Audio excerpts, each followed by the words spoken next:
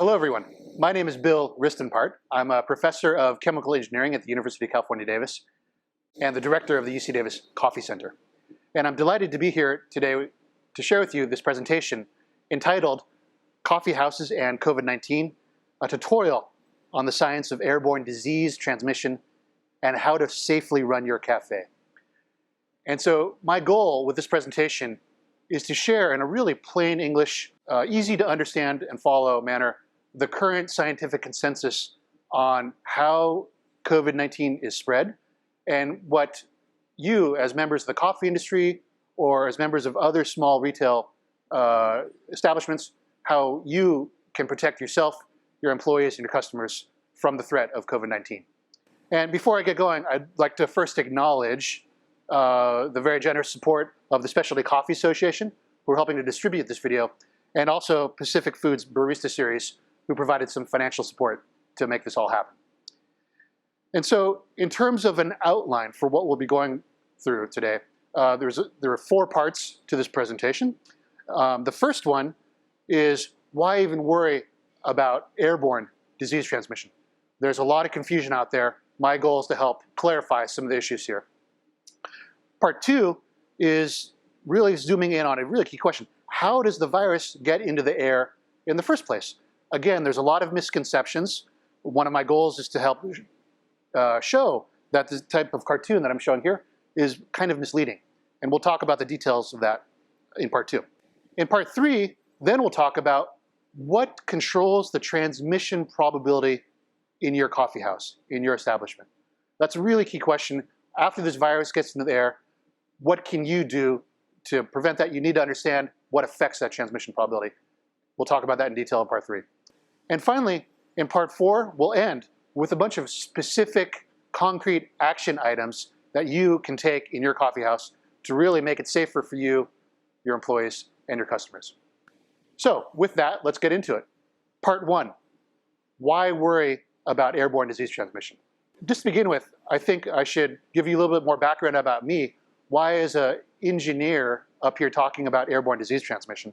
And so in terms of who am I am a chemical engineer with expertise in something called transport phenomena. Transport phenomena. And that's really important, for example, in coffee science. I'm a huge fan of coffee. I love coffee.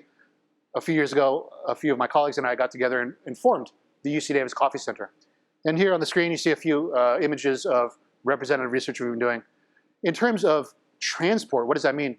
Transport, to an engineer, talk in the context of coffee, means, for example, how do molecules of caffeine get out of the solid coffee grounds into the liquid that you drink? That's an example of transport. And so I'm not going to talk about this in great detail for this presentation. We have lots of other talks online where you can see some of my coffee research. The point I'd like to illustrate right here is that transport phenomena is also really important in infectious disease transmission. And just to show that I have some experience in this, here's a few of the articles that I've published in the past few years, focused specifically not on coffee, but on airborne disease transmission. So in the top left, here's the title, A Comprehensive Breath Plume Model for Disease Transmission via Expiratory Aerosols. On the top right, aerosol emission and super emission during human speech increases voice loudness. Here on the bottom left, one focusing specifically on COVID-19, the coronavirus pandemic and aerosols. Does COVID-19 transmit via expiratory particles? And on the bottom right, here's one focused on influenza. Influenza A, a virus is transmissible via aerosolized fomites.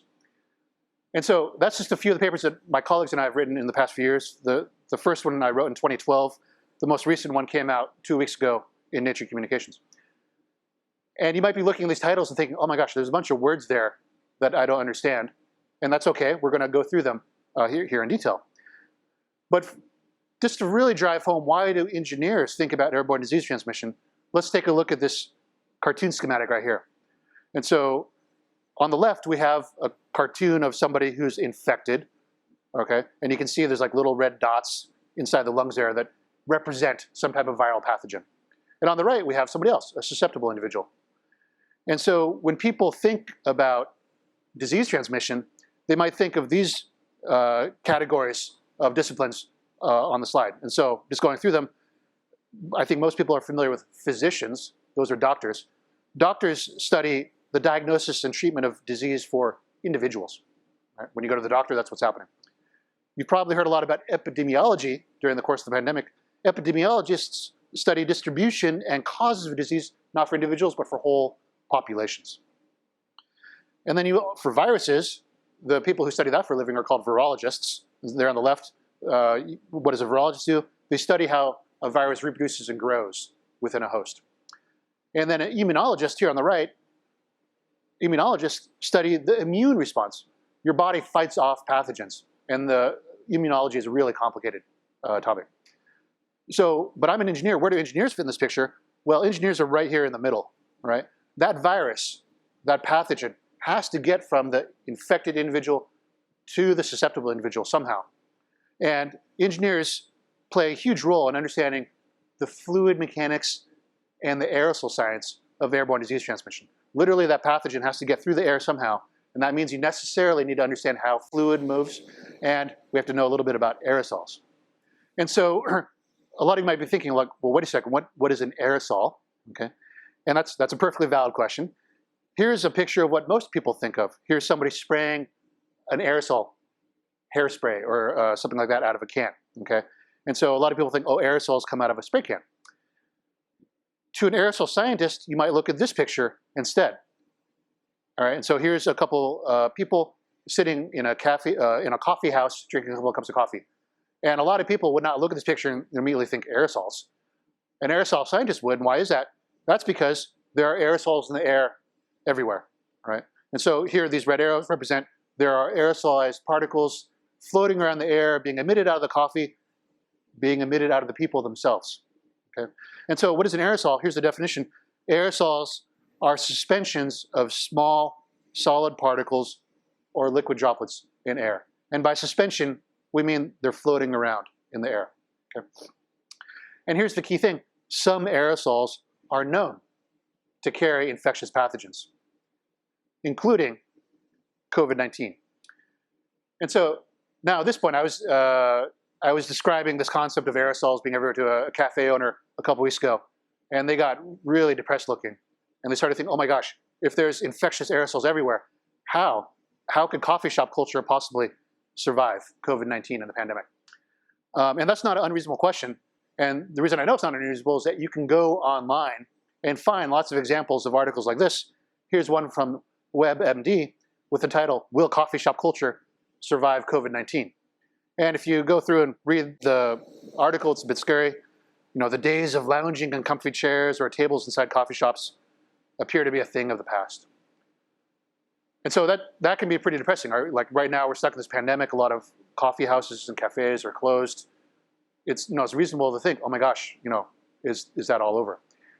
And I'd like to say right now that this is not a doom and gloom presentation. I'm very optimistic and I'm confident that we will get past this. Coffee shop culture will return. And the reason I can say that with some confidence is that we've gone through all this before. And what do I mean by that? Some of you might have heard discussion about the 1918 flu epidemic, but actually, you can actually go back further in the past. And here's some pictures of a pandemic that occurred in 1665. So here there was something called the Great Plague of 1665 in London. That was the Black Death, pneumonic plague that spread in part through the air. And so there's a great book. If you're really into this type of thing, I'd recommend you pick up this book. It was written by Daniel Defoe, who is the same person who wrote Robinson Crusoe. But there's a few quotes here that I think are really interesting. As far as I know, this is the first historical reference that links specifically airborne disease transmission and coffee houses. And so here on the top right, there's a quote. This is a rule. There was a prohibition in very flowery 1600s language that disorderly tippling in taverns, alehouses, and coffee houses basically be prohibited. So tippling is an old-fashioned word for drinking.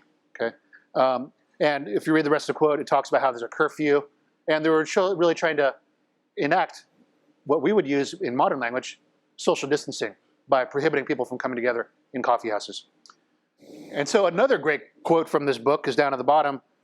So many people talk of the air being corrupted and infected. And what that refers to is that there was tremendous confusion back then about how the plague was spread. Here in this quote, they're talking about the air itself is corrupted, therefore what we do doesn't matter so much.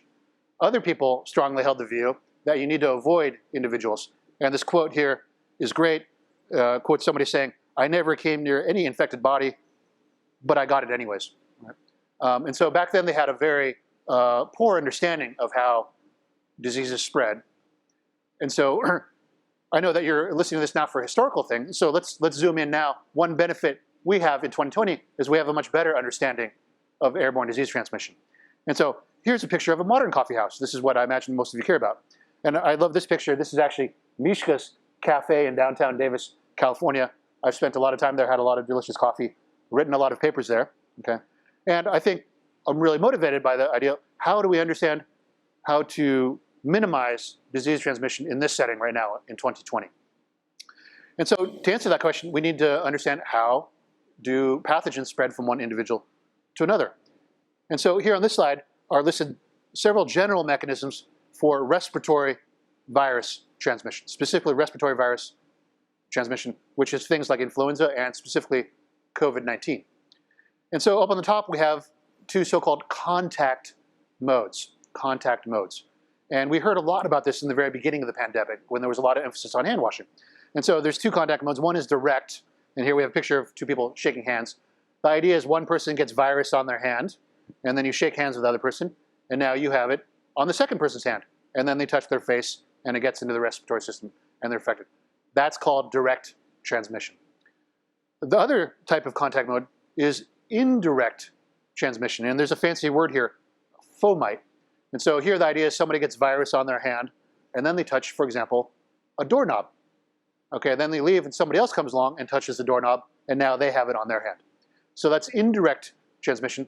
The word fomite refers to the solid surface that was contaminated. So here the doorknob served as a fomite, but anything that's a solid surface can be a fomite. It can be a toy, it can be a countertop, it can be a coffee mug. Okay? So early on, like I mentioned, there was a lot of concern about this. What I'd like to point out is that now there's a lot of evidence pointing to airborne disease transmission as actually being the main route by which COVID-19 is transmitted. And so there's several different types of airborne transmission, and the pictures here on the bottom indicate those. The first one, here's a picture of somebody sneezing, and you can hear references to droplet transmission. Okay? And hopefully this is pretty intuitive. If somebody's infected sneezes in your face, right, you're going to get coated with the droplets. You might breathe some of them in, you might touch your face and then contaminate yourself that way. That's droplet transmission. The second mode, and this goes back to our definition of aerosols, is so-called aerosol transmission. And so this looks similar. Here I have a picture of somebody breathing something out, and here this is a picture of somebody actually exhaling on a cold day, so you see kind of a cloud of very small, tiny droplets. Okay, and so that picture, and both these pictures are, as I'll talk about in part 2, are actually a little bit misleading, because it turns out that many of the infectious particles that are emitted, both in sneezing and in aerosol emission, have nothing to do with these droplets that you can see. Right? We'll talk about that in part 2. But just to finish the picture here, the third means of airborne respiratory virus transmission, here in the bottom right, is something called aerosolized fomites. And you might also hear references to this as resuspended dust. And here's the idea is if you have a contaminated surface, for example, if you have a contaminated Kleenex, okay, if you do something to aerosolize the particles, the dust, the virus itself can be carried along with the dust. So these are 5 general modes of transmission, 2 contact modes, 3 airborne modes. A really, really important concept is that the epidemiological contact tracing that you've heard a lot about, that can tell you when you likely got infected. It can tell you who likely infected you, but it doesn't tell you anything about how you got infected. So all the evidence for one type of mode of transmission versus another, it all has to be indirect. If somebody shows up in a hospital and they're infected with COVID-19, it's close to impossible to tell how that virus got into that individual. Right? So we have to rely on indirect evidence. There's a lot of indirect evidence now pointing towards aerosol transmission as one of the main mechanisms for airborne transmission of COVID-19. And so let's talk a little bit about some of that indirect evidence. And so here on this slide is a report that dates back to March of 2020. And certainly when I saw this, and a lot of my colleagues in the scientific community saw this, this one news report convinced us that there was a huge threat for aerosol transmission. And so here's the title of the press report that I first saw, the LA Times. A choir decided to go ahead with rehearsal. Now dozens of members have COVID-19 and 2 are dead. Okay. And so on the bottom left, here's a schematic from a scientific case report for this published by the CDC. They went and carefully showed that there was basically one weakly or asymptomatic individual who ended up infecting 87% of the people who attended a 2.5-hour choir practice. And why this was so convincing is that this was after the pandemic, after there was much concern about the pandemic spreading. There was much media coverage about the need to wash your hands and stuff. So on the right, I've put a long quotation from the LA Times article. 60 singers showed up. A greeter offered hand sanitizer at the door, and members refrained from the usual hugs and handshakes.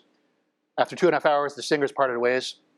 Nearly 3 weeks later, 45 were diagnosed, 19 ill, 3 hospitalized, 2 dead.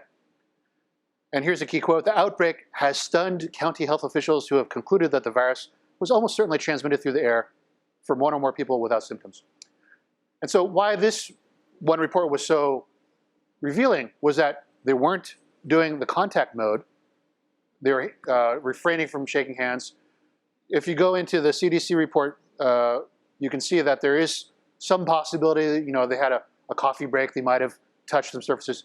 But there was such a huge number of transmissions that this really suggested to at least the engineers in the aerosol science and the infectious disease transmission community that there was a grave concern, grave potential for aerosol transmission. And so that was a choir practice, and there's actually been now lots of instances, lots of reports of outbreaks of COVID-19 associated with places where there's lots of singing. California actually banned singing in indoor locations. What about coffee houses and more generally food retail? The short answer is yes, there have been outbreaks that implicate aerosol transmission in coffee houses and food retail. Here on the left is an outbreak that occurred in a restaurant in Guangzhou in China.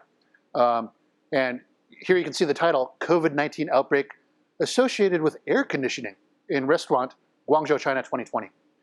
And the schematic here shows that there was one asymptomatic individual, and they ended up infecting about 9 other people that later video evidence showed they did not directly interact with, except for sharing the same room air. And so in part 3 of this presentation, we'll talk about this outbreak in detail. And so that's a restaurant. What about coffee houses? Here's a very recent one, and just to show you how quickly things are going now. I started making this presentation and then this outbreak occurred. But here's a report from South Korea. Here's the headline: Starbucks Korea cuts capacity, delays promotion after COVID-19 cluster. Ultimately, one infected individual who was sitting in front of an air conditioning unit inside of a Starbucks outside of Seoul, Korea, ended up being responsible for about 56 infections with COVID-19. And again, the implication there was that there was aerosol transmission. And so those are a few examples of airborne disease transmission. And again, all the evidence is indirect, but there's a lot of indirect evidence suggesting now long-range airborne disease transmission. And here on this slide, what I'm trying to really illustrate is that within the scientific community, at least, there is a very strong consensus that we need to be worrying about airborne disease transmission. And so up on the top left, here's a New York Times editorial by Lindsay Marr. She is an engineer at Virginia Tech University. The title, I think, speaks for itself. Yes, the coronavirus is in the air. Below that is a great article by Shelley Miller. She's an engineer at University of Colorado Boulder, also talking about infectious aerosol transmitting COVID-19. There's a few other reports here in Nature and in Science. For those of you who don't know, those are arguably the top scientific journals in the world. And there's a very powerful paper written by Lydia Moroska and Don Milton down there at the bottom. It is time to address airborne transmission of COVID-19.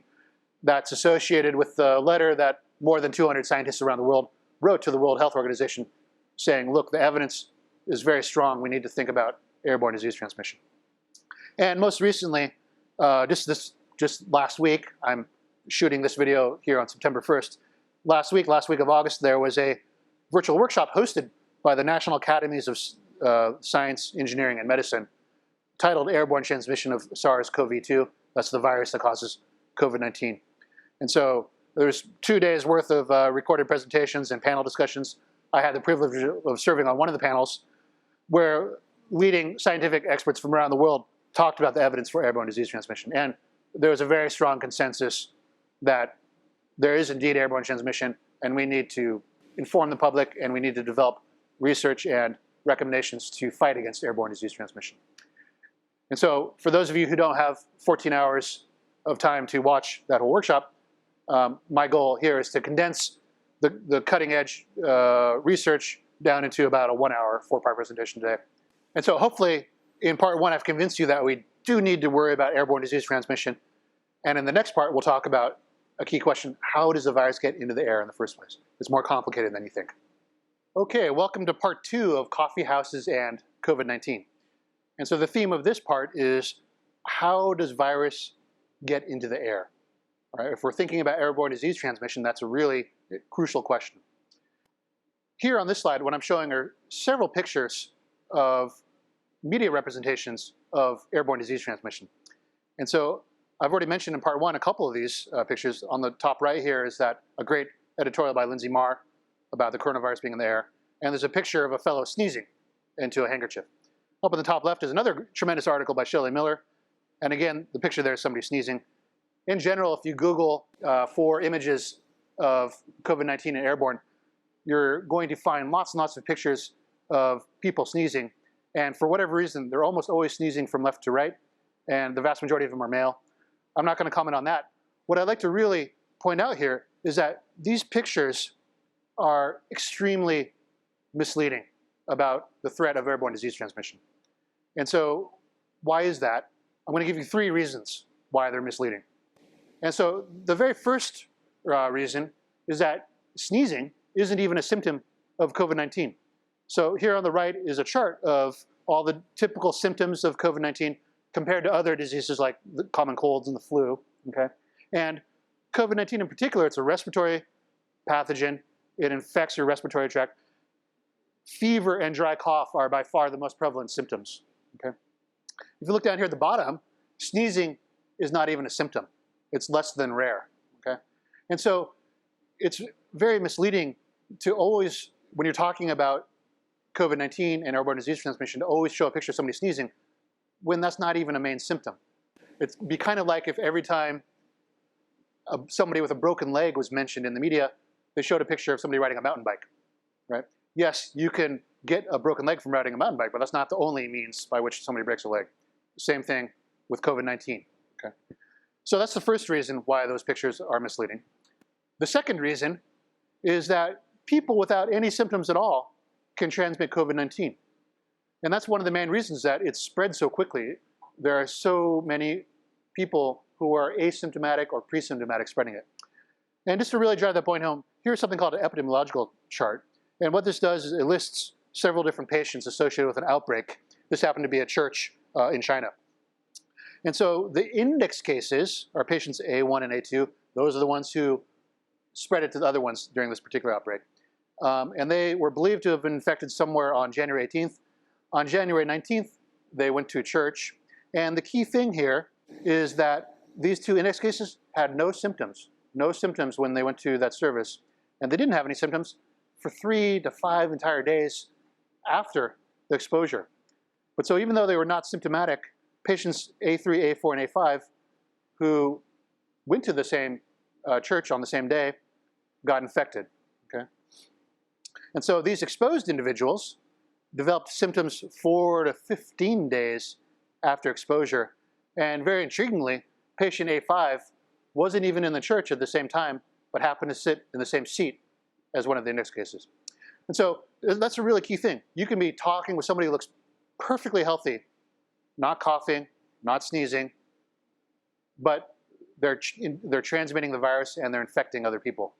And so there's been a lot of great epidemiological research to try to figure out how many people are transmitting without symptoms versus who do have symptoms. And here, highlighted on the slide, is some work by Jeff Shaman at Columbia University. And according to his modeling, somewhere close to 86% of transmissions come from people with mild, limited, or no symptoms at all. So now you might be thinking, well, wait a second. If the infected individuals aren't coughing or sneezing, that's what it means to not be symptomatic. How does the virus get into there? And so one potential answer is simply by breathing and talking. And the fancy word for all these things is expiratory activities. Expiration is the fancy word that means air coming out of your respiratory tract. So breathing and talking, how does that get virus in there? Well, we know that this can happen because we can measure it. So here on the side, I'm showing some images taken from some of my own group's research. So on the left is a cartoon schematic of a characteristic or representative setup. We have an individual breathing or talking into a funnel connected to something called an aerodynamic particle sizer. And that's a fancy, sophisticated piece of equipment that has a bunch of lasers inside. Long story short, it can measure very small particles that you can't see with the naked eye. And so there in the middle is a picture of my graduate student, Dr. Seema Asadi, doing some experiments by talking into that funnel. And other people do this. Up on the top right is some work by Jonathan Reed in the UK. He actually has had people singing into an APS. On the bottom right, that's a fellow named Don Milton at the University of Maryland, College Park. He's got a really big funnel, and he's actually got it connected to a bio-aerosol sampler that not only can count expiratory particles, but can also measure viable virus that's carried in them. And so to show a little bit of representative data, here again is some work by my grad student, Dr. Asadi. And on the left, what we're showing is a graph of how many particles come out per second, okay, as a function of different types of expiratory activities. And on the left are various modes of breathing. And you can see nose breathing is very small, mouth breathing is a little bit more, deep, fast, and fast, deep, or whether you inhale quickly and exhale slowly, or vice versa. The key point here is that breathing emits a little bit, but speech emits actually a tremendously larger number of particles. And so here on the right, in the kind of reddish zone, we have quiet speech, intermediate speech, or really loud speech. And you can see that the louder you are, the more particles that come out.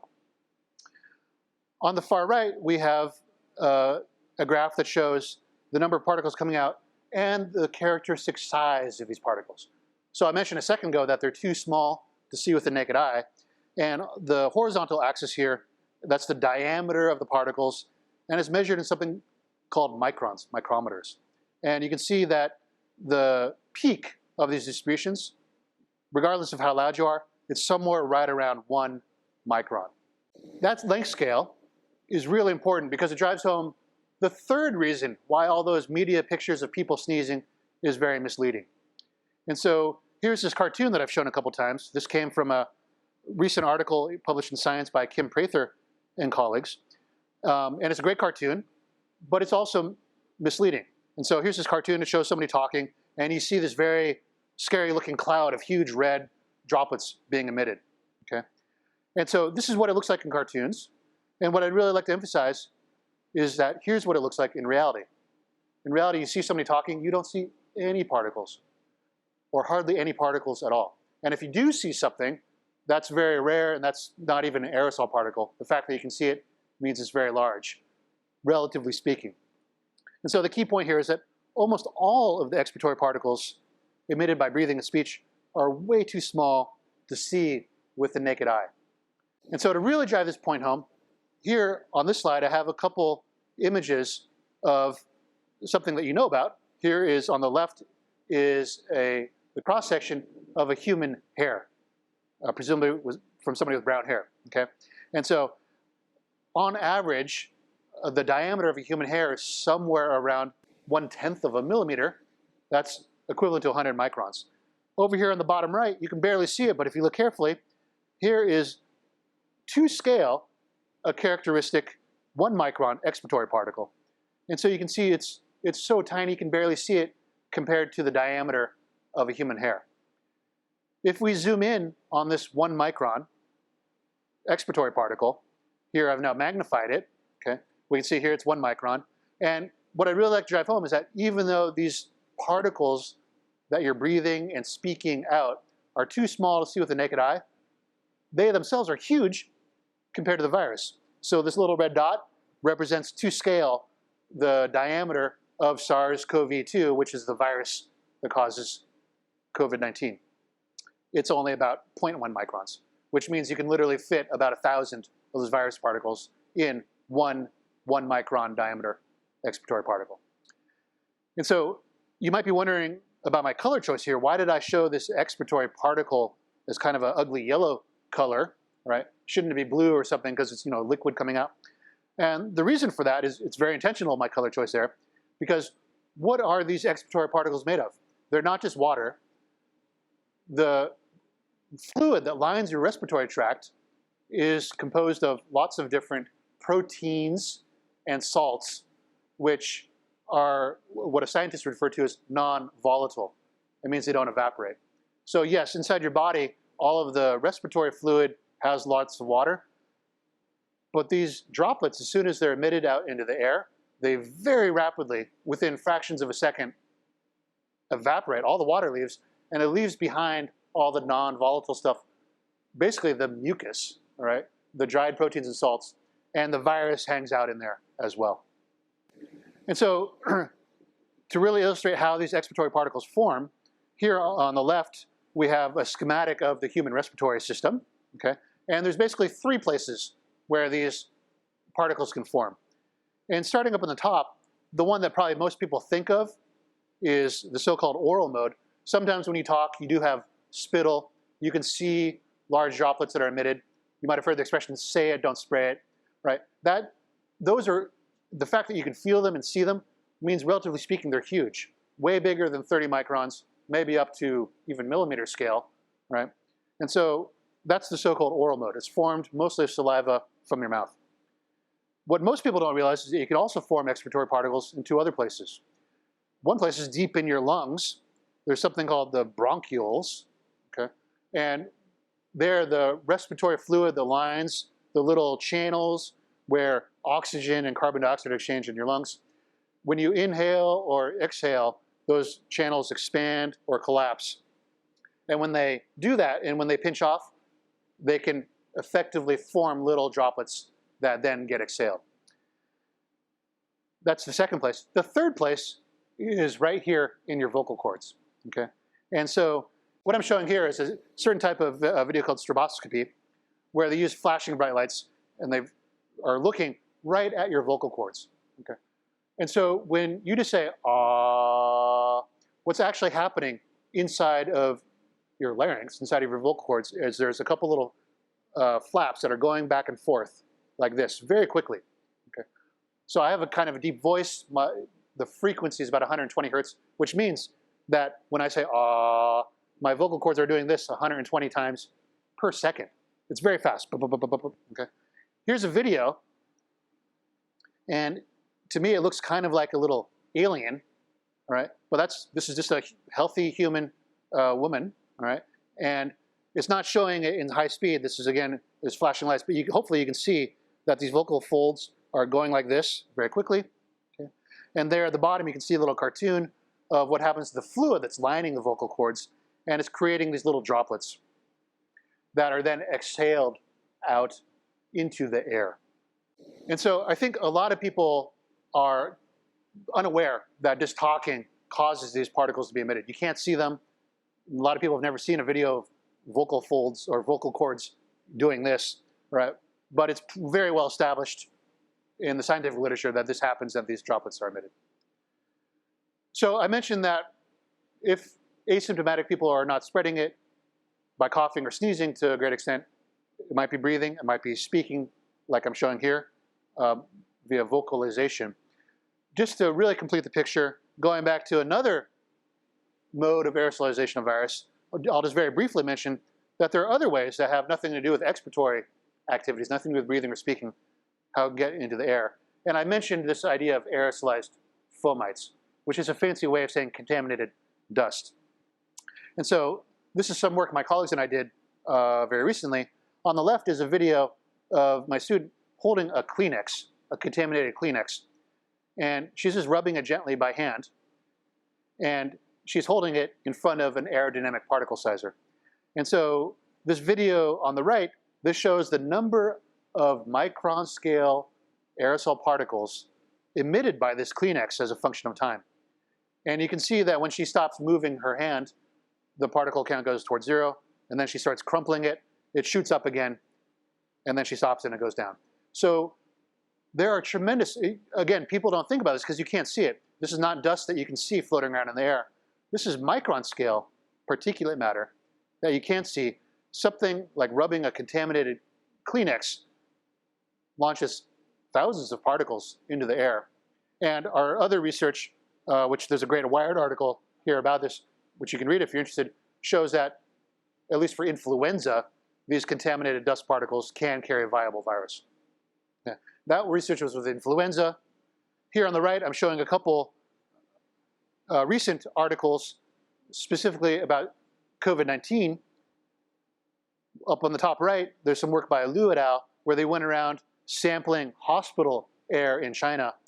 And surprisingly, they found some of the greatest airborne concentrations of SARS-CoV-2 were not in the patient rooms, but were in the rooms where the healthcare workers were taking off their personal protection equipment, taking off their masks, taking off their gowns. And they hypothesized that, well, maybe that's consistent with virus being aerosolized on the dust. When you take off a shirt, okay, or if you just go like this and rub your sleeve, you can't see it, but there's a lot of stuff being launched into the air. And if I had sneezed into my shoulder there, potentially that'd be getting virus into the air. And here on the bottom right, there's another recent report where they went around and sampled with swabs different surfaces in a hotel room or a couple of hotel rooms known to be occupied by people who had been infected with COVID-19. And they found some of the highest concentrations of the virus on the pillowcases and on the duvet cover and the sheets of the bed that they slept in. And it's known from other research, at least with influenza and other things like that, that simply shaking a blanket, for example, can launch virus into there. So to summarize part 2, how does the virus get into the air? I want to emphasize that we don't know for a fact, we don't have any direct evidence for any particular mode of airborne disease transmission. But there's a lot of indirect evidence suggesting that if you look around a cafe, what are the things you most need to worry about? The one I would worry most about, and I made the picture here big to represent that, is vocalization. People talking, people speaking, people singing, even breathing, those can potentially be the biggest source of transmission from asymptomatic people. Now, that doesn't mean that you shouldn't worry about these other means. Clearly, if somebody coughs in your face or sneezes, they're also emitting lots of not only big droplets that you can see, but also small expiratory particles. So I'm not trying to say don't worry about coughing. Of course, that's a big concern. And I also mentioned this idea of resuspension of dust. That's also a potential mode of transmission. There's not a lot of science on that yet, especially for SARS-CoV-2, but it is also a potential area of concern. Okay, that brings us to the end of part 2, where we talked about how the virus gets into the air in the first place. Next, in part 3, we're going to talk about an even more complicated topic, which is what controls the probability that you'll end up getting infected by that virus. So please stay tuned for part 3. Okay, welcome to part 3 of coffee houses and COVID-19. And so we've talked about why we should worry about airborne disease transmission. We talked a bit about how the virus itself gets into the air. Now we need to talk about what controls the transmission probability. Just getting into the air is not sufficient. It has to reach a susceptible individual. What controls that? And so what I'd like to focus our attention on here are the two, what I would say are the two main threats for airborne disease transmission in typical small retail situations. And I call them by this name that I think Bill Nazaroff, who's a famous aerosol scientist, coined. He said plume versus room. And so what do I mean by that? And so I think on the these pictures kind of indicate that. On the left, I have a picture of a so-called respiratory plume. And so I know that in part 2, I really emphasize that you can't see the expiratory particles. So what's this kind of dragon breath looking plume thing here that I'm showing? As I'll talk about here in some detail, that image is of the air being emitted. We have some fancy optical techniques to show air, not the particles, but the air. But it gives us some insight on the respiratory plume emitted by people when they cough, or very importantly, when they talk as well. And the key thing about respiratory plumes is that they don't go very far. So they're kind of a short distance, up to about 6 feet. We've heard a lot about the 6 feet social distancing rule. It's based in large part on images much like this one on the top left, showing that it's difficult for a respiratory plume to go much further than that. They're characterized by high concentrations of expiratory particles. They also are characterized by a combination of both these bigger droplets, again, the ones that you can see in a sneeze or a cough, and these other ones that you can't see, these aerosol particles. And they're really associated with direct kind of person-to-person transmission. You know, basically you cough in somebody's face. That's plume transmission. On the right, I have pictures of what we call room transmission. And the longer name would be aerosol spread through the room. And here we're showing a cartoon schematic of that restaurant outbreak in Guangzhou in China. And so here, the aerosol spread is much longer distance, even through multiple rooms. It's characterized by lower concentrations and just aerosol particles. The bigger droplets fall out by gravity much more quickly. But so even though it's lower concentrations than just the aerosol particles, it's been implicated in many large outbreaks. And so now let's talk about these two different threats in detail. So first, I'd really like to illustrate how we measure these or visualize these respiratory plumes. And the way people do that is using something called Schlieren photography, which is a very fancy optical technique using mirrors and cameras. And what it does is it shows differences in something called index of refraction. The details of that are not super important. The key thing to realize is it's not showing, again, it's not showing respiratory particles. It's really showing hot air versus cold air.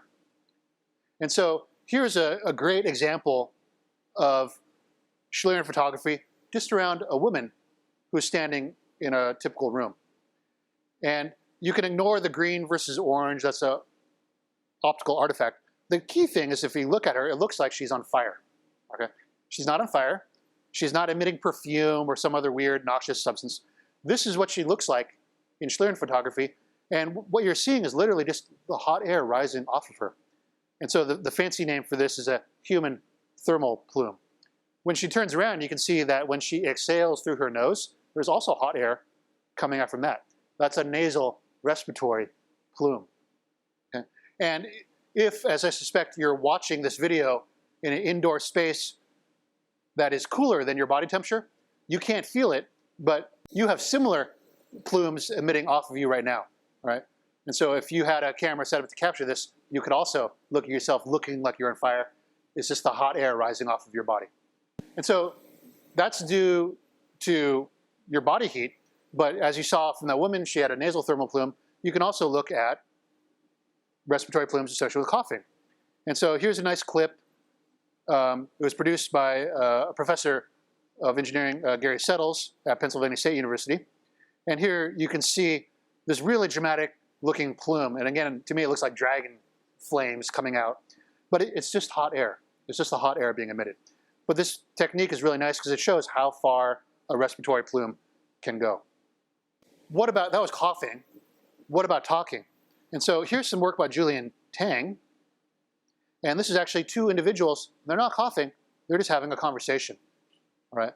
And you can see the human thermal plumes coming off their heads. But more importantly, you can really see every time they talk, you see this big puff of hot air coming out. And these two individuals are standing about 1 meter apart, about 3 feet apart, a very typical distance for a face-to-face conversation. And here's the perhaps gross thing. You can see that a lot of the exhalations from one individual reach the face of the other person.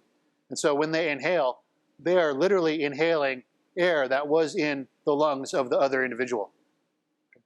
And so you know from your own personal experience that you might be talking to somebody and you might smell coffee on their breath, or if they had garlic for lunch, you can smell that on their breath. What that means, if you do that, if you smell coffee or whatever on someone's breath, you are literally inhaling air that was in that person's lungs. And as we saw in part 2, when they're talking especially, that air that they're exhaling also contains these expiratory particles which can carry the virus. So, again, let me really emphasize, those movies I'm showing are not the particles, they're not the virus, they're the air. Okay? And what you can't see in those movies is the particles themselves. What I'd like to emphasize here is that carried in the air is a mixture of different particle sizes. And a key question is, once they get out in this respiratory plume, what happens to them? Okay. And so here, what I'm showing on this slide are different size particles, not to scale. If I showed it to scale, the last one would be completely invisible. But here, ranging from 1 millimeter all the way down to 1 micron, which, remember, that's the most common size for particles released by vocalization. And here's a key part of physics. The bigger the objects are, the quicker they fall. Right? And so here what I'm showing are these blue arrows qualitatively represent how quickly they fall. And if you imagine these particles being released from a height of about 6 feet, standard height of an individual, on the left, a 1 millimeter object falls like a rock. And so it takes about half a second for it to hit the ground. And that kind of matches your intuition. If you drop a little ball bearing or something, it doesn't take very long for it to hit it. Your intuition, though, starts breaking down as the objects get smaller and smaller. So something that's 1/10 of a millimeter, 100 microns, takes about twice as long, 1.2 seconds.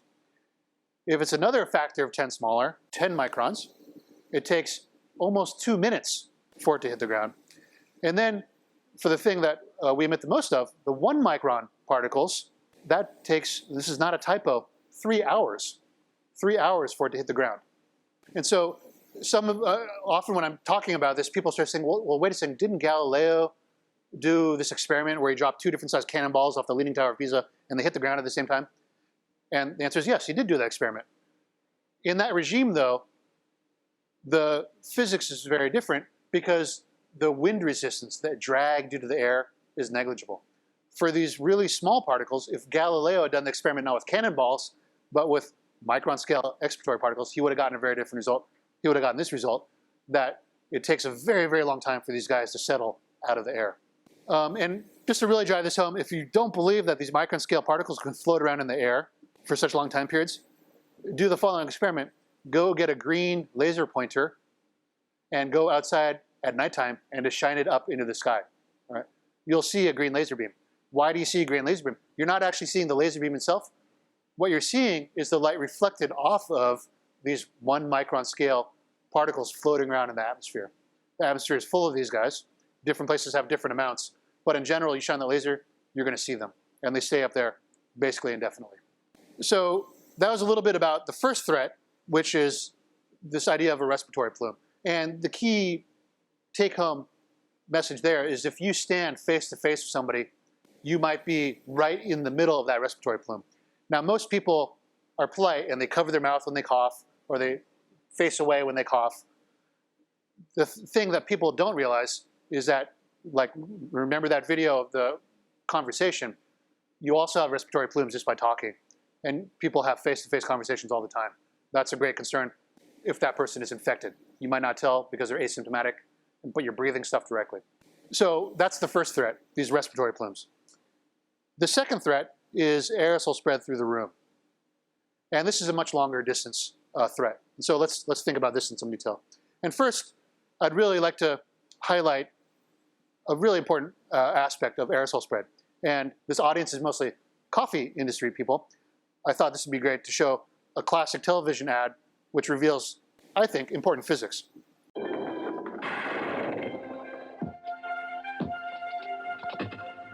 One more.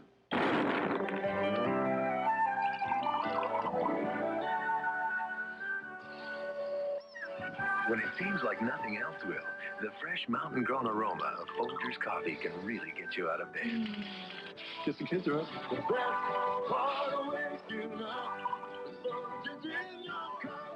Okay, so you might be wondering, why did I show a Folgers ad? And just to be clear, Folgers is not sponsoring this. If you're old enough, you might remember these commercials. They played widely in the 1980s. And if you're into marketing, you might think this is great. It shows a happy family. You know, if you're into tasting coffee, you might be wondering about how the coffee tastes. As an aerosol scientist, I watch this ad, and I think here's the key question. How did this couple get woken up by the smell of coffee all the ways across the house? You know, They're not woken up by their kids playing. They're woken up by the smell of coffee, clearly going all the ways from their coffee maker in the kitchen upstairs to their bedroom. How did that aroma get there? Right? And so the short answer is that aromas and expiratory aerosol particles are carried by very weak air currents through indoor environments. And really, just to drive this home in a coffee-centric context, here's a picture of a Starbucks in Hong Kong, where they've enacted social distancing measures. You see a lot of the tables are taped off. And here's a very simple thought experiment. If this person over here on the left unwrapped something that was smelly, I don't know, tuna fish sandwich or a box of freshly baked chocolate chip cookies, all right, how long would it take for this individual over here, who's about 10 feet away, it looks like, to smell it? And you know from your own experience that actually it doesn't take very long at all, right? If somebody opens some chocolate chip cookies on the other side of the room, eventually you're probably going to smell that. So what's carrying that smell? Well, in the context of cookies or other food, it's all molecules. And so in the context of coffee, if you smell coffee across your house, you're smelling furfuryl and all these other different molecules associated with the aroma of coffee. And they're carried, again, by these weak air currents.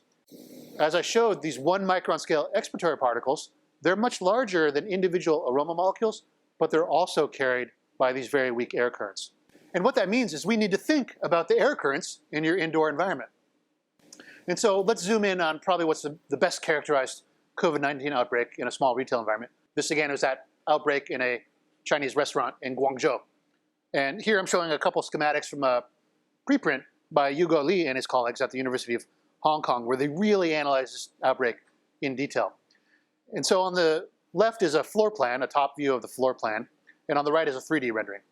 Focusing first on the floor plan on the left, you can see that the index patient, the person who was asymptomatic but infected, is highlighted there in purple. She is sitting at a table in the middle. And the ones that are colored red are the ones who ultimately became infected over the course of just about a little longer than an hour-long meal. So just a little more than an hour of exposure, and they caught it. Very importantly, they have video evidence showing that the index patient didn't actually interact with the people at the other tables who became infected. So well outside of the respiratory plume, and very strong evidence for aerosol transmission through the room. And so a key feature of this restaurant is it turns out that it was poorly ventilated. And so what do I mean by that? Ventilation, it's a really important word. Ventilation means the rate at which you bring in fresh air. And so on the right, you can see on the 3D rendering, along this wall on the right, there are several little rectangle things. Those are ductless air conditioning units. And so they're mounted on the wall. They're sucking in warm room air, chilling it down, and blowing it back into the room. And so a really important point is that they are not delivering fresh air. They're just recirculating the air inside the room. On the far left of this 3D rendering, there's a couple little circles here. Those were actually some exhaust ducts that happened to be shut on the day in question. And so the only fresh air that was being delivered was over here near the elevator entrance. There's a little red vent here. That was a bathroom vent that was sucking air out and exhausting it out. And occasionally the elevator and another door here on the bottom left occasionally opened. And they went and measured from the video, they saw it open on average every couple minutes. That delivered fresh air. So this room was not very well ventilated, and they went and carefully used tracer gas to analyze how the air spread through this room. And you can see that all the people who were infected up on the top part of the restaurant were in the middle of this recirculatory air conditioning flow. And ultimately, several of them got infected. And so we can see that there, the recirculation looks like it played a huge role in causing those individuals at those tables to become infected. But some of them did, and some of them didn't. So what controls that probability? So ultimately, those individuals had to inhale a particle that carried a virus. And so then a really important question is, well, gosh, what's the probability of inhaling a pathogen? And so what I'm showing here is a generalized plot showing that probability of infection as a function of what we call the expected number of pathogens that you inhale. And if you're mathematically inclined, there's an equation there that relates that probability to that number n. If you're not mathematically inclined, just look at the red curve. As n goes towards 0, the probability is 0, and that makes sense. If you don't inhale any pathogens, then the probability is 0. As the number of pathogens you inhale increases, the more likely you are to get infected, right? And so this is a really fancy way of saying you want to minimize that number of pathogens that you inhale. So the question is, well, then what controls n? What controls this number of pathogens? And I'm not going to show many equations in this talk, but here I think this is a really important one. The number of viruses you inhale in well-mixed air, in air that's recirculated like we showed in that schematic, follows this equation right here. And this is not a precise equation, but it has 3 key terms in it. So n is proportional to q times t over something called ACH. All right, so what do these mean? The first one, t, hopefully this is intuitive, that's the exposure time. So the longer you're exposed to the pathogens, the more pathogens you're likely to inhale. And so hopefully that's very intuitive. The second one is q, right?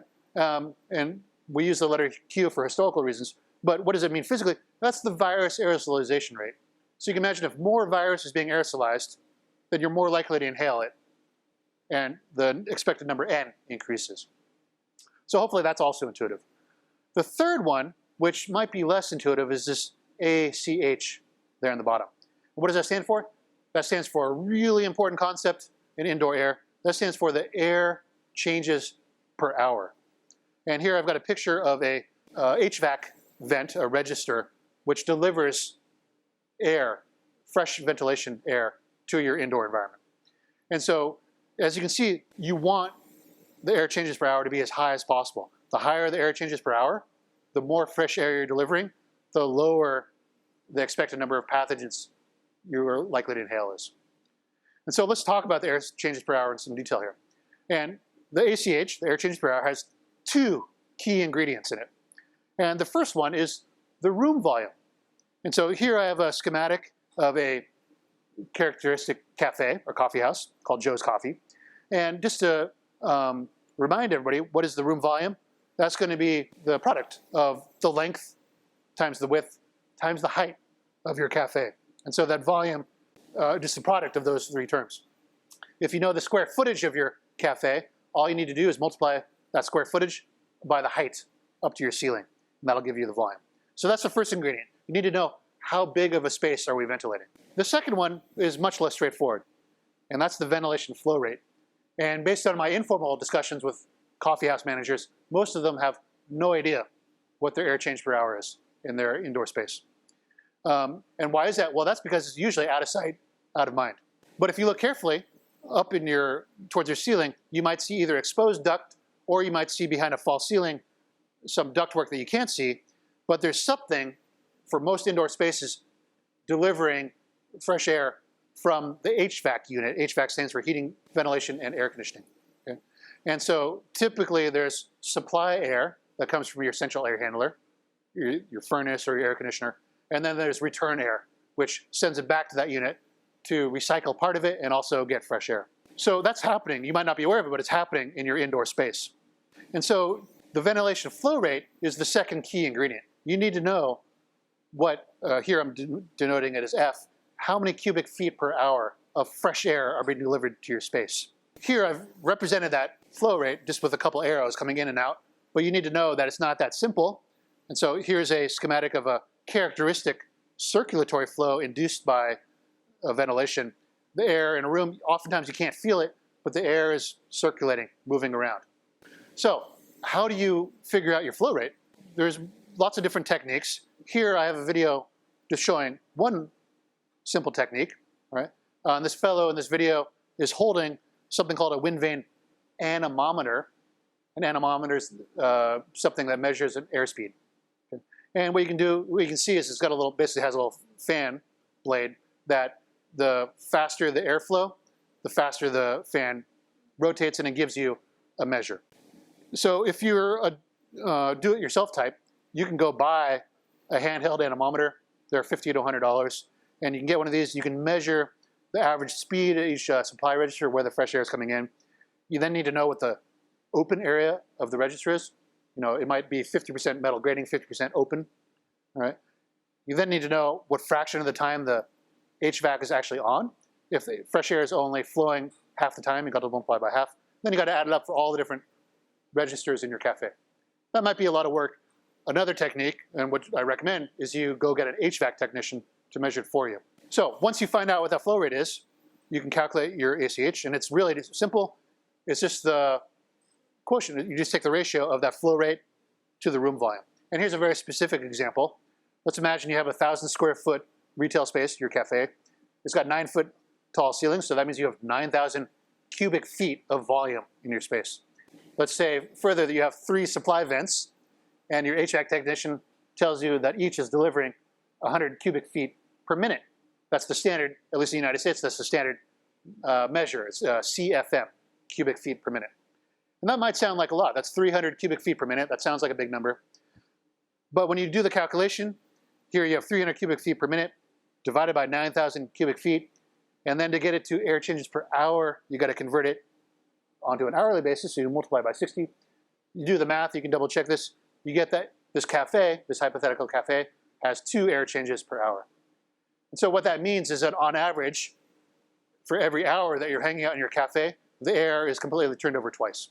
The next question is, well, is 2, is that a good number? Is that a low number? What number should we be aiming for?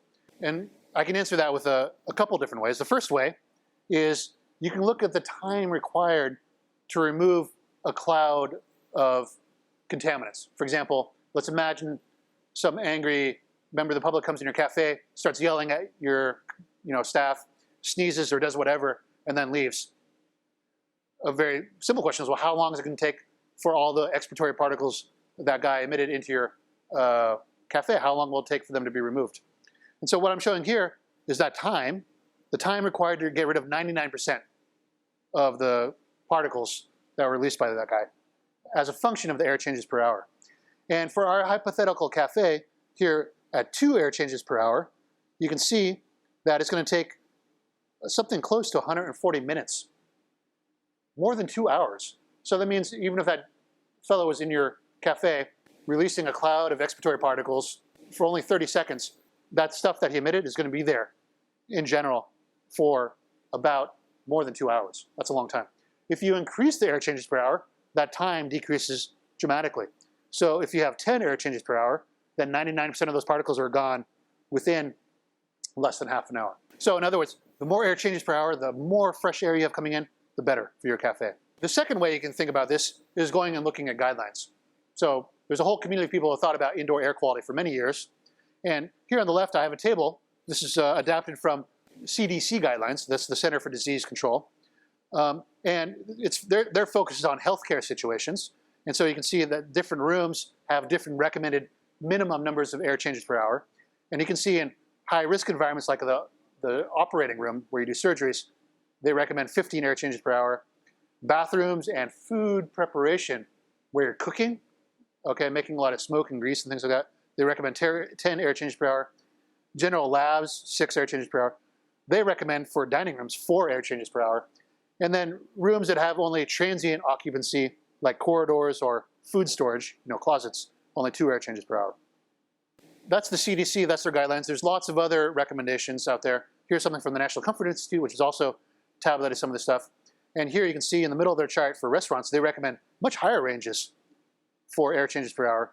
They recommend 8 to 10 air changes per hour for dining areas, kitchens 14 to 18, bars 15 to 20. So the question for our cafe is 2 air changes per hour sufficient? I would say absolutely not. It's not meeting any minimum recommendations for anybody. That cafe in that example is poorly ventilated. And for contrast, that Guangzhou restaurant, the restaurant in China that we focused on, they went back and did some very careful measurements of the actual air change per hour. They actually went and did experiments where they opened the door on purpose every 2 minutes to get that air change as well. That restaurant was somewhere between 0.56 and 0.7 air changes per hour. So very poorly ventilated. And there's also evidence suggesting, if you recall back in part 1, I talked about that choir outbreak. They also had only about 1 air change per hour. And so that brings us to the end of part 3. And just to summarize, what controls the transmission probability? There are 2 main threats that we're focused on here. Were plume versus room. What controls the probability is for plume is how long you spend within the respiratory plume of other individuals. Obviously, the more they talk at you or cough at you, the higher the probability of transmission. And the one that's less intuitive is this room transmission, which really depends on your air changes per hour. And in part 4, we'll talk in more detail about how to maximize safety in your cafe against both those threats. Okay, welcome to part 4 of coffee houses and COVID-19. And the theme of this part is probably the most important one, which is how do you maximize safety in your cafe or other small retail environment. And so to really get things going here, let me focus on this coffee house outbreak that happened recently in South Korea. And it happened in a Starbucks, and I'd like to emphasize that I'm not picking on Starbucks or on South Korea. Starbucks is a very successful chain. They have lots of locations, so they're statistically speaking more likely to have an outbreak occur. And the fact that we're thinking about South Korea, I think, is a testament to their excellent contact tracing capabilities. But let's focus on what actually happened here. 56 cases associated with one individual who spent some time sitting in front of an air conditioning unit in a Starbucks outside of Seoul. And so what I'd like to do is share some news reporting from an English language Korean news station. And so let's watch this, because I think it's really good reporting. One person at a cafe in the Greater Seoul area has spread the virus to at least 27 people, leading to further secondary and tertiary infections. No matter how brief or how far away you are from the index patient, you're exposed if both of you aren't wearing masks. This is particularly true indoors. Chang Tian fills us in on ways to best protect ourselves. Concerns about COVID-19 were raised after a cluster infection broke out at a franchise cafe shop in the city of Paju, north of Seoul. 27 people were confirmed with COVID-19 after visiting a Starbucks branch in Paju, but all 4 employees working during that shift tested negative. The reason? They were wearing face masks. There are several reasons for the indoor COVID-19 transmission. The first is that air conditioning can spread the virus around the room. People can also catch the virus by touching contaminated tables, chairs, and doorknobs. But ventilating buildings by opening windows and ensuring customers wear a mask can reduce the risk of infection. There are concerns about using the air conditioning. First is that the cafe wasn't ventilated as the windows couldn't be opened. Second is the COVID-19 patient was sitting in front of the air conditioner where the wind is blowing. Droplets can fly away with the wind. The South Korean government advises people to wear face masks at cafes and restaurants, but there are different views about the guidance. When people keep putting on and taking off masks, they might touch its surface. People should avoid touching the surface as it could have been infected with the virus. It's impossible to sanitize hands every time you put on and take off a mask. Buildings should have their windows open to ventilate the air. People should also refrain from having meals or drinks indoors. Instead, they should take their food and drink away to eat at home or in a private place. Hands carry the virus, so when people touch their eyes, nose, or lips, they can be infected. Masks with stronger filters have had a better effect, but one thing to remember is that whatever the type of mask is, wearing a mask is the best protection. Chang Tae-hyun, Arirang News. So I really like that reporting because it really drove home some of the key threats facing operators of coffee houses and other small retail environments. And some of the issues that they raised, I think we're very familiar with here. There's been an ongoing debate about mask usage, and other ones are less well known. There's not been a lot of reporting about the threat posed by air conditioning units here in the United States, at least. But it is a concern, as we saw in part 3, and we need to think about it. And so what I'm presenting here are 4 basic rules summarized as succinctly as possible for you to help maximize safety in your coffee house or other small retail environment. And the 4 rules are: masks are mandatory, increase your ventilation, air purifiers are fantastic, and limit your exposure. And so here in part 4, what I'd like to do is go through each of those in some detail. And let's focus on the first rule, which is masks are mandatory. And so earlier, I showed some videos of Schlieren photography of people coughing and of having a conversation. I'd like to share with you this video, which really illustrates one of the key things that masks do. And so this is some video done by Jason Stamets at the National Institute of Standards and Technology at NIST. He's again using the Schlieren photography technique. And first he was talking without a mask, and then here he is coughing, and you're seeing, again, this is just the hot air, not the particles. But now you can see as soon as he puts even on a very simple face covering, here he is with a bandana, that respiratory plume is tremendously diminished. It's not 100%. You can see some hot air making it through the bandana, but it's really reduced in its range. And now here's with a loose covering, it's also reduced in range. Here, if you slip it on improperly, you can see that a lot of it escapes around the nose. It does very little. And when you have a really good fit, again, this respiratory plume, which can go out up to 6 feet, goes down just a few centimeters. And so that's the first big effective masks. Even the crudest mask will really knock down that respiratory plume and prevent that respiratory plume from going right into the face of whoever you're talking with. But it also has a second effect, which is filtration. So another point of masks is to capture these micron scale expiratory particles that are emitted. And so here on the left, I'm showing, again, this cartoon from Kim Prather's article in Science recently. This is the entire cartoon, and this really shows the benefits of wearing a mask. And so here on the left is our infected asymptomatic individual. Again, here's this potentially misleading cloud of scary-looking large droplets coming out. You can't see them, but they're there. And the maximum exposure is a conversational partner who's not wearing a mask as well. So if the infected person's not wearing a mask, the susceptible person's not wearing a mask, that's how you maximize your risk. In contrast, if the infected person is wearing a mask, she's not only blocking that respiratory plume, but the mask itself is filtering out some fraction of those particles. And if the conversational partner is also wearing a mask, then she's also protected as well. That's the minimum exposure. And so here in the middle, I'm showing a graph of some work that my colleagues and I have done, looking at how different types of masks filter out different quantities of expiratory particles. And so here on the vertical axis is the number of particles per second emitted, in this case, just by talking. Okay? And you can see here the range over here, the first group right here, this is no mask at all.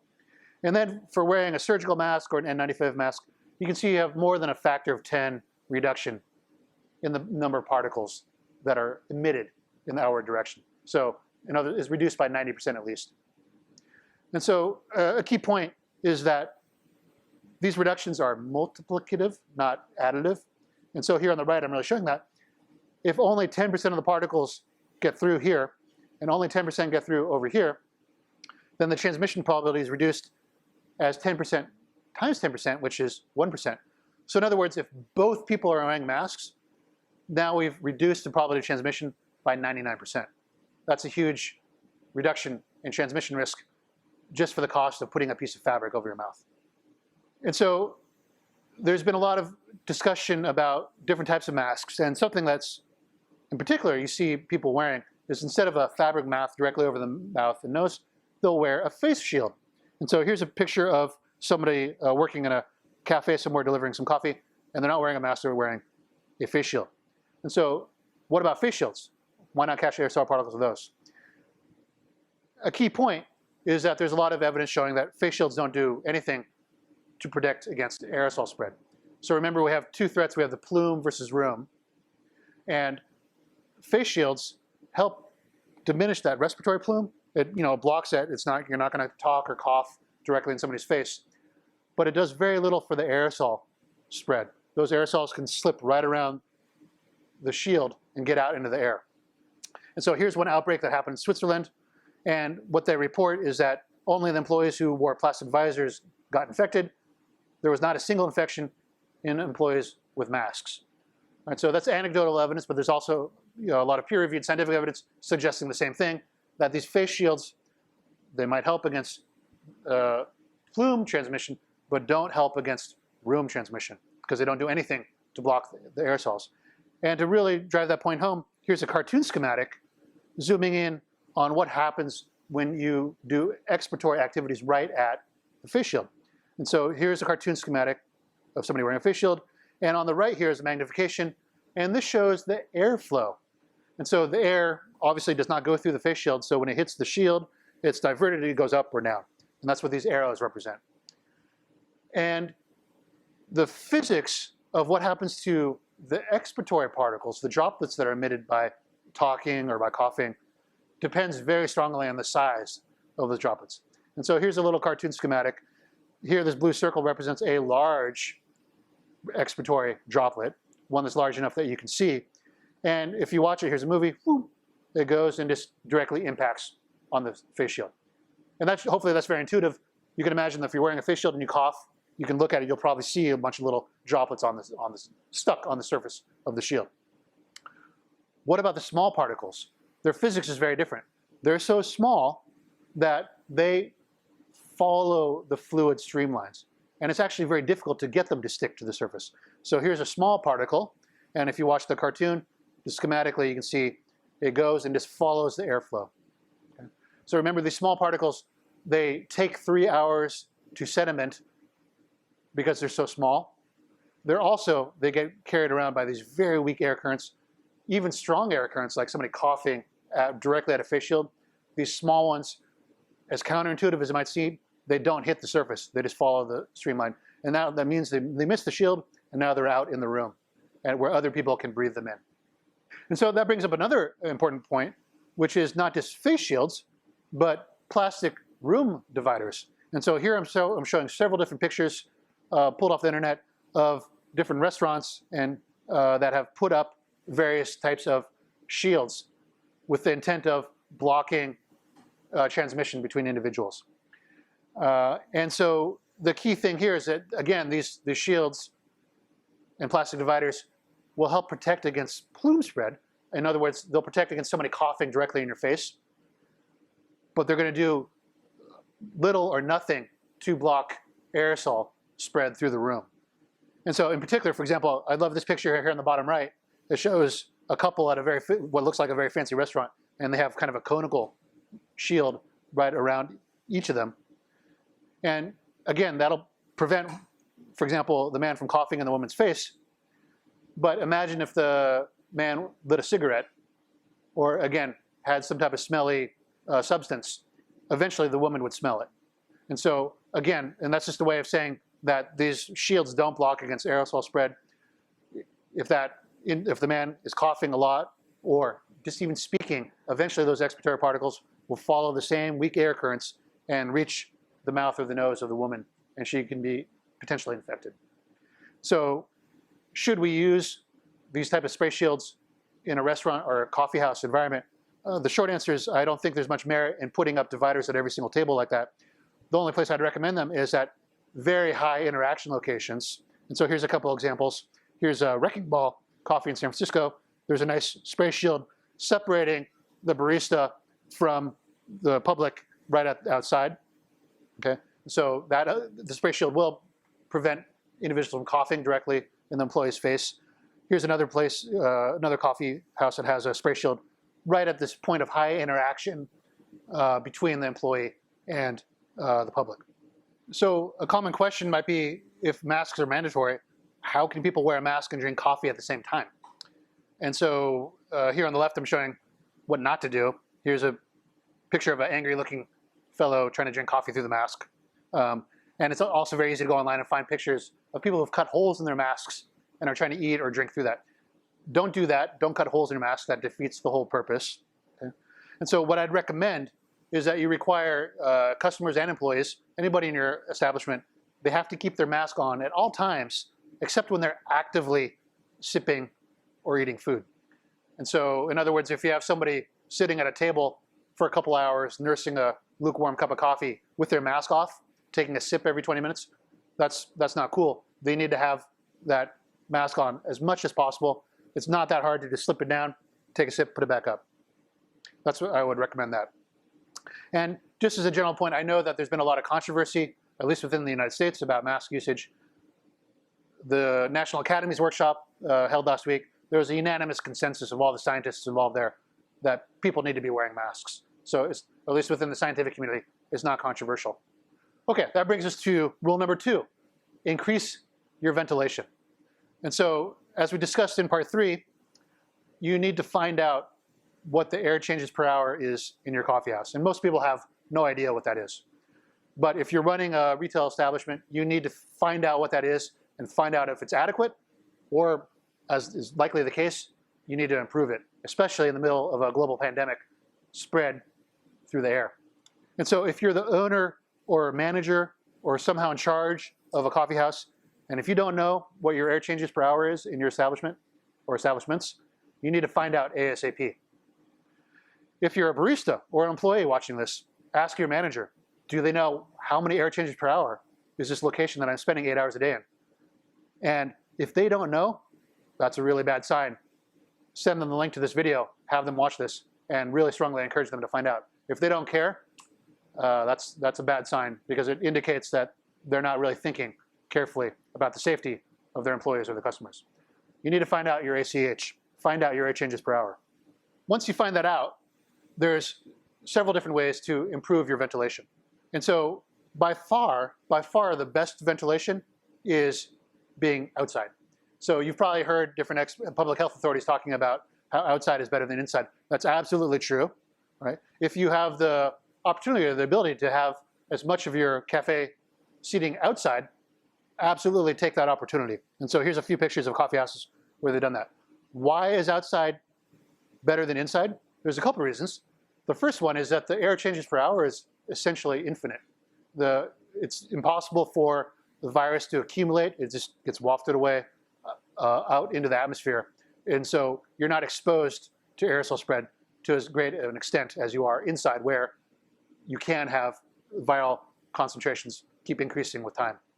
The second reason is that there's quite a bit of evidence that the virus itself is unstable with respect to sunlight.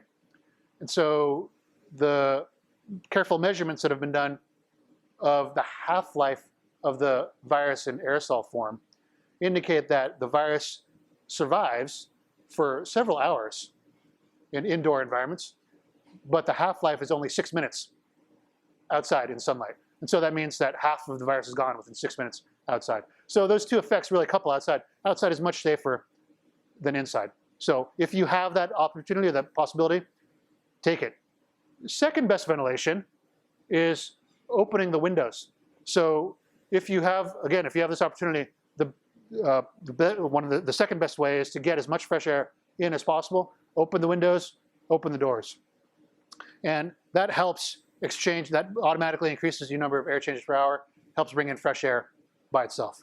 And if you can accelerate this process, you can use window fans or freestanding fans to help direct air from outside to inside or vice versa, just to get that turnover of fresh air from outside.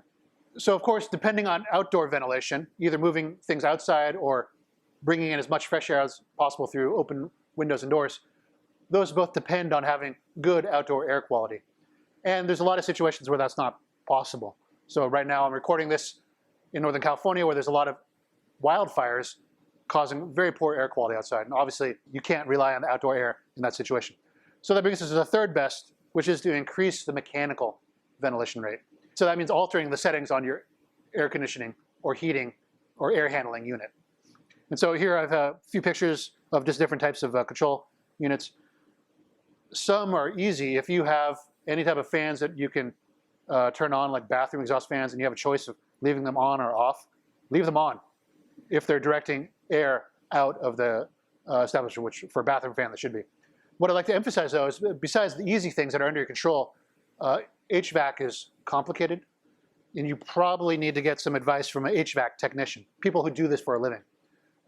If you do just crank up the ventilation rate, you might have the fan going faster. That's not necessarily delivering as much more fresh air as you might think, because every HVAC system, every modern HVAC system, typically is recycling some fraction of the air.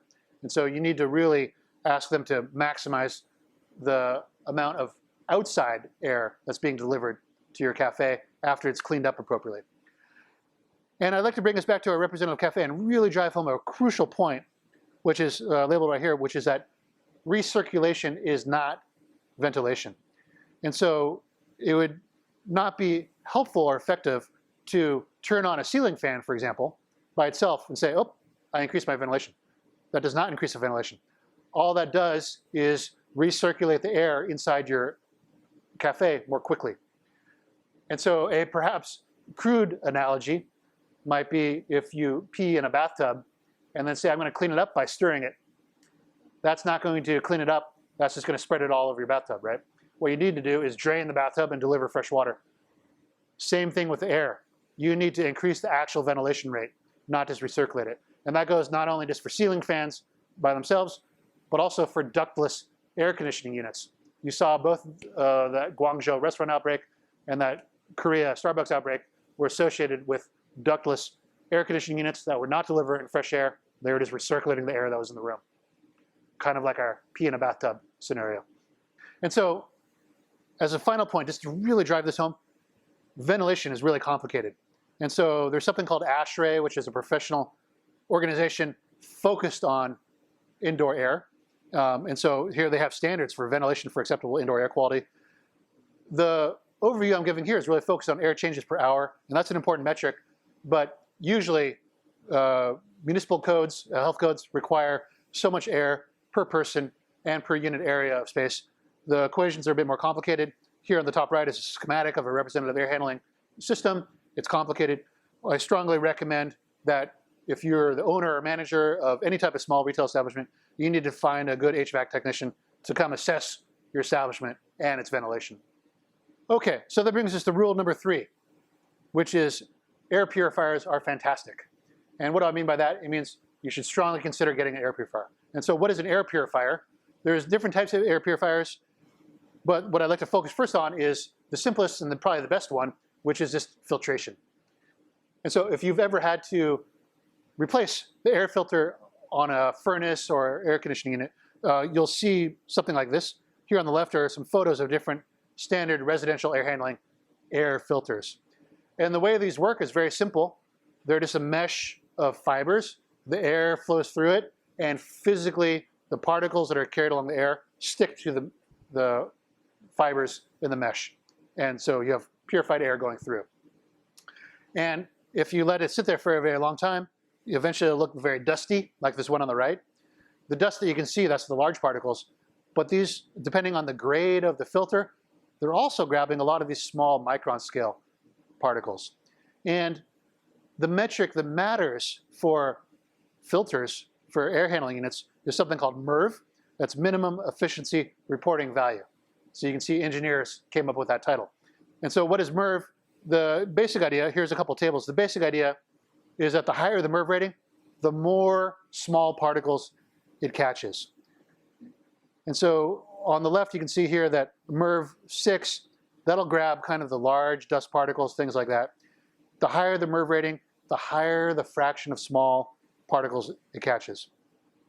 And so with the current pandemic situation, the ASHRAE, again, that professional organization, is strongly recommending that people upgrade to at least MERV 13 or MERV 14. And here you can see that at MERV 13, for example, for particles in the range of 0.3 to 1 micron, it captures at least 50% of those particles. In the range 1 to 3 microns, captures 85%. And in the range 3 to 10 microns, captures 90%. And so again, this is not the dust particles you see floating around. You can't see by eye any of these particle sizes. But these filters, if it's MERV 13 or more, capture at least that many of them. And so this brings us to a kind of a second key action item if you run a coffee house or other small retail establishment. Find out what the MERV rating is on your air handling unit. If you don't know what that is, find out ASAP. It could be just as simple as going and looking at it, or you might need to talk to your HVAC technician. If you're a barista or an employee, this is the second question you should ask your manager. The first one, remember, was how many air changes per hour does my establishment have?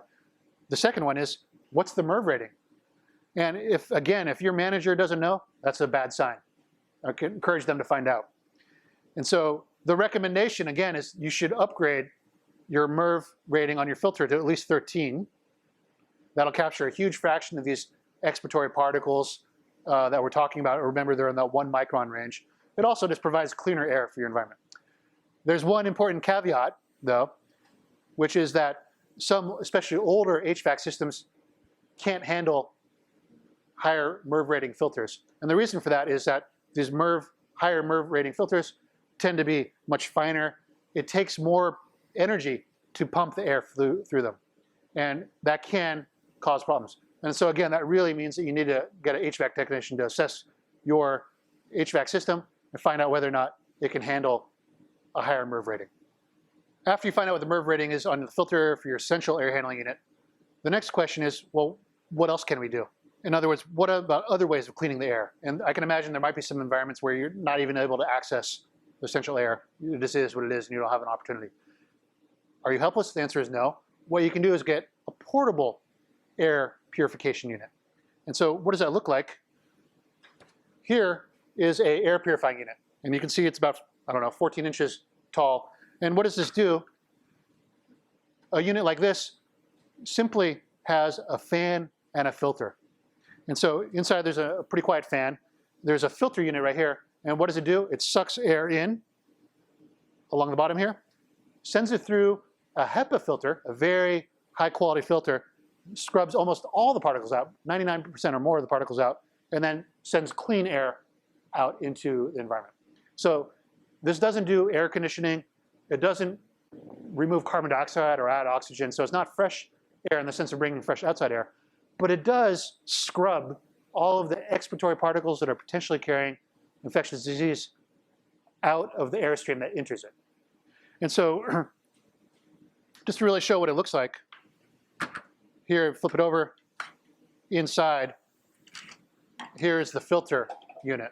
And so this one has a pre-filter on the outside to grab the large dust particles. Inside it has a HEPA filter, which is a really fine filter to catch the smallest particles. And it also has some activated carbon there to do a little bit of capturing of aromas. But for our interest, what we really care about is the HEPA filter to capture those fine particulates. And so these things are foolproof. You can put it anywhere in your cafe, just plug it in, turn it on, and forget about it. And it'll just sit there and quietly deliver purified air to the environment. So here on the right of the slide is a cartoon schematic of a HEPA filter. And again, it's just a whole bunch of tightly woven fibers that grab these small particles to cool them out of there. And so are these things expensive? The short answer is no. Okay. These are the ones I have in my house. So you can get them online for about $99. Electricity, if you run it 24/7, using typical electricity costs is about $5 a month. The replacement filter, the thing I took out, on average, you might replace it about once a year. It costs about 25 bucks. And if you really want to get technical, it's recommended that you clean the pre-filter. So you take that out, vacuum the pre-filter maybe once a month. That takes maybe 5 minutes. You add up all those costs, including labor, for that 5 minutes a month, and it works out to an annualized cost of about $115 per year per air purifier. And that's, I think, for many retail operations, that's a pretty negligible expense for producing a lot of clean air. And I have to say that if I was pulling an 8-hour shift as a barista in a cafe, I would much rather be breathing the air coming out of this than breathing the air emitted directly from a customer. And so I think putting one of these on the counter near your baristas is an excellent idea. And so how to decide whether to put an air purifier in your coffee house. I have a little flowchart here to help guide your thinking about that. The first question is there more than one person present at a time? And so I think most retail establishments' answer is yes, but there can be situations you have a back office that only one person uses, or you might have a roastery where only one person ever goes. If there's only ever one person, you don't need to worry about airborne disease transmission. You don't need an air purifier for that. You might want it for other reasons. It helps clean up the air of other gunk, okay? But you don't need it to prevent airborne disease transmission if there's only one person. So if you do have more than one people, which is the vast majority of retail operations, the next question is, are the windows and doors open to outside air? So if you follow the advice from earlier and open all the windows as much as possible, there's no point in having the air purifier going. You're just cleaning up the outside air. That doesn't really do anything. It'll just wear out the filtration more quickly without getting any benefit. But if it's wintertime and it's cold outside, or if there's wildfires and you can't open your doors or whatever reason, and your windows are closed, you're relying solely on mechanical ventilation. If the windows are closed, the next question is your cafe free of smoke and cooking fumes? Okay. And the answer is no.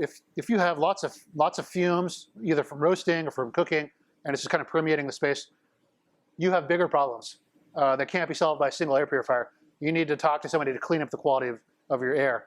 And if smoke from roasting or if whatever other odors are hanging out in your cafe or retail environment for a very long time, that's a good sign that you do not have enough air changes per hour. You need some professional assistance. Putting one of these in is not going to clean that up. But if you're like most retail operations, you have what seems like relatively clean air, it's free of smoke and fumes, then finally, and the answer is yes, then I would strongly urge you to go place one or more plug-in air purifiers in your cafe. And I have one particular brand right here. There are many available online. I would recommend that you go check out New York Times Wirecutter reviews. They have a very nice, probably more details than you want to know about air purifiers, but they have several different options there. A very good question is, how many should I get? All right. And so the way you quantify that is something called the clean air delivery rate, or the CADR. And this unit right here, it's got a maximum clean air delivery rate of 135 cubic feet per minute. And what does that mean? It sucks in, at maximum, it sucks in 135 cubic feet per minute and sends out clean air. And so let's go back to our earlier example. Remember we had our 1,000 square foot cafe with 9-foot tall ceilings. We imagine that the mechanical ventilation was delivering about 300 cubic feet per minute to give 2 air changes per hour. So let's say we go and buy 2 of these guys, spend $200, get 2 air purifiers, set them up in the cafe.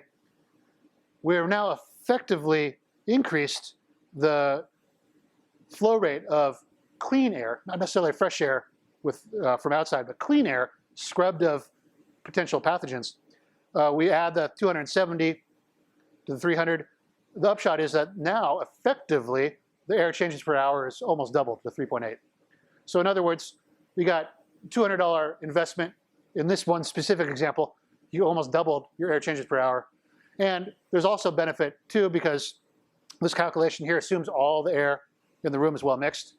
I would strongly recommend you put this close to wherever your employees spend the most amount of time, near the espresso machine, near the cash register, wherever you're interacting with patients. Again, if I was spending 8 hours in a cafe, I would want to be right next to this guy, breathing the air coming out of this, rather than breathing the air directly emitted by customers or random people from the public coming in. And just to show that this is not some fringe opinion about air purifiers and how good they are, I'm showing an infographic put out by a fellow named Joseph Allen at the School of Public Health at Harvard. Here, they're focused on cafes, but on schools. Elementary schools, K-12, face a lot of the same issues. And you can see the advice here. A lot of it I'm repeating for this presentation for coffee houses. You can see, look at really maximum. R stands for refresh indoor air. M stands for mask. A stands for an air purifier in every room. And so I think that'd be great. Every single classroom in America, if I could wave my magic wand, I would change the federal budget. We would provide that air purifier for every single, and better mechanical ventilation for every single classroom to protect our kids across the country.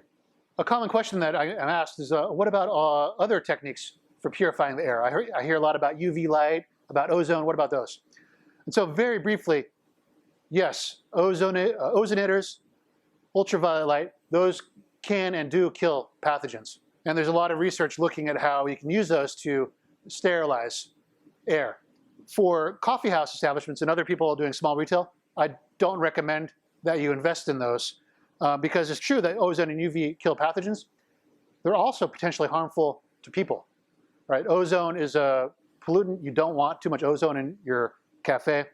UV light, it can also be bad. Here on the far right, there's an image of a UV sterilization system used in a healthcare setting.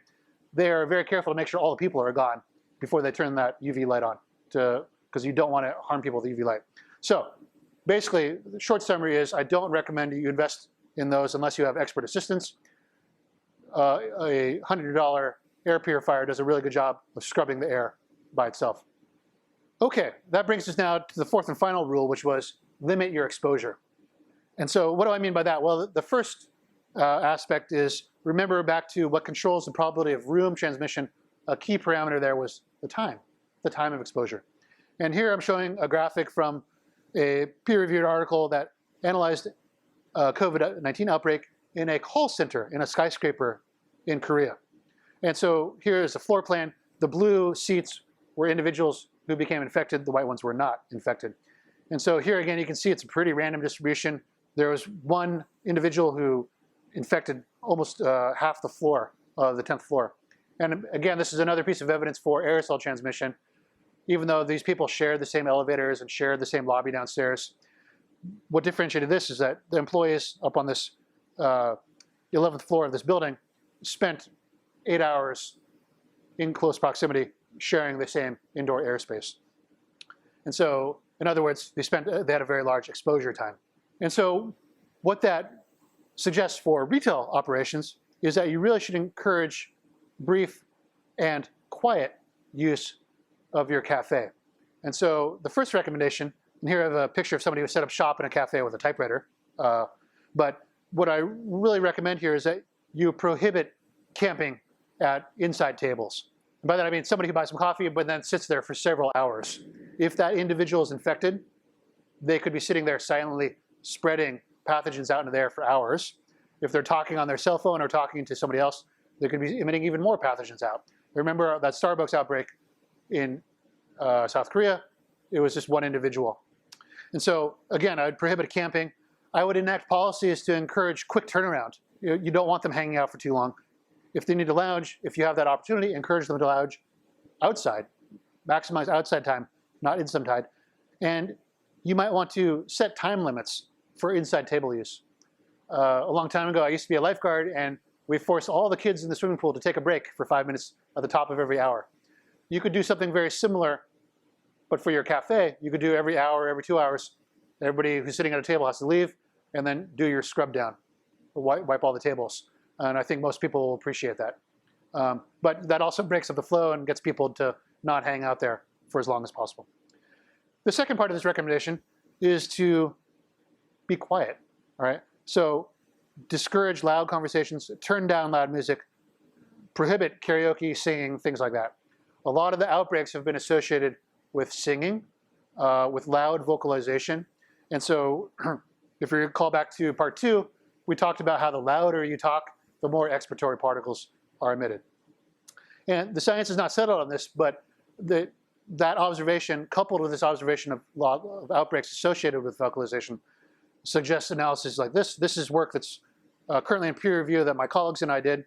And what you're looking at here is a graph of how loud an infected individual is in decibels versus how often they vocalize. And you can see in the bottom left corner, that corresponds to an infected individual who vocalizes very rarely and very quietly, so near whisper. And you can see the probability of room transmission is very small. Whereas in the opposite top right corner, if this person is vocalizing continuously, say they're singing or talking at a very loud voice for a very long time, then the probability of transmission through the room is maximized. And so what this suggests, again, is encourage policies that don't require people to talk very loudly, right? If your cafe is in the habit of blasting very loud music, turn it down. Don't encourage open mic night. Don't encourage long, lengthy conversations. The next part of limiting exposure is hopefully pretty common sense. Don't encourage working when sick. So the recommendation here is you should really strongly encourage employees, if they're even doubtful about feeling sick, encourage them to stay home. The added work of rescheduling another employee to cover that shift, the cost of doing that is small compared to the potential cost of having an outbreak associated with your establishment. So I would strongly encourage you to stay home. Also, get rid of policies that encourage employees to work despite illness. And so if you have only a certain number of sick days, things like that, and I know I'm not a labor economist, so I'm not an expert on this, but just from a public health perspective, policies that strongly bias individuals to show up to work sick, I would strongly urge you to reconsider those policies and make it more flexible for your employees. Also, as part of this recognition, don't forget basic hygiene. And so I think most cafes or most retail establishments are already in good habits of mopping the floors daily, wiping down the counters, keeping good sterile technique. The one thing I'd really emphasize, and this goes back to, again, part 2, where we talk about different ways virus can get in there, is that when you do wipe off countertops or mop the floors, there is a possibility of virus being aerosolized there. And so even if you're by yourself in the cafe, just because nobody else is around, if you're doing things like that, where you're wiping off countertops and things like that, wear a mask, because that'll help protect you against resuspension of virus that might have occurred. Same thing when you're changing a filter. All right, I would urge you, if you change this filter, take the filter itself outside, vacuum it there, wear a mask while you're doing it, because you might potentially resuspend dust from that. And so just to recap, we've covered a lot here. So recall in part 1, we talked about why we should worry about airborne disease transmission. Part 2, we talked about how virus gets in the air. And I think the most surprising thing there is that people really don't consider conversations, just talking, as a potential threat. It is a potential threat. Part 3, we talked about what controls the transmission probability, with the 2 main threats of respiratory plumes and longer range room spread, plume versus room. And in part 4, we talked about how to really maximize safety in your cafe. And again, if you don't know the air changes per hour, if you don't know the MERV rating in your establishment, make that your action item today. Go find out. And so just to end on a positive note, again, I'm showing this picture of Mishka's Cafe in downtown Davis, California, one of my favorite establishments. I hope that the advice given here will help us get past this pandemic. And again, I really look forward to when baristas don't have to be wearing masks, when we can hang out in cafes. That's one of the, that's why I was motivated to help make this talk. I want to get there as quickly as possible. And so very importantly, I'd like to acknowledge that I've been very fortunate to collaborate with a great team of colleagues.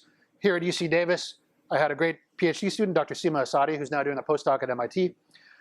Professors Tony Wexler and Chris Kappa are aerosol scientists who've taught me a lot about aerosols. Santiago Breda is a professor in linguistics who's taught me a lot about acoustics and articulation and phonetics. At the Icahn School of Medicine at Mount Sinai in New York City, I've had the pleasure of working with Nasima and Ramya, who are students working with Dr. Nikki Bouvier, who's a virologist and practicing physician whose expertise is in respiratory viral pathogens. I've learned a ton from Nikki about airborne disease transmission. And I'd like to acknowledge that my research has been funded by the National Institute of Health. I'd like to emphasize that I've learned a lot from all these colleagues, but everything I've said in this series of videos has been entirely my own opinion and my own interpretation of pretty complicated scientific topics that I've done my best to distill into a manner appropriate for outreach to the public. Any mistakes are entirely my own, not my colleagues. And finally, I'd really like to, again, acknowledge the support and assistance of the Specialty Coffee Association and specifically Pacific Foods Barista Series, which helped provide some funding for this outreach effort. And so again, thank you for watching these videos. I hope you've found these helpful. The SCA is going to be organizing some online webinars where I'll be happy to answer any questions that you might have about this. Thank you and have fun brewing.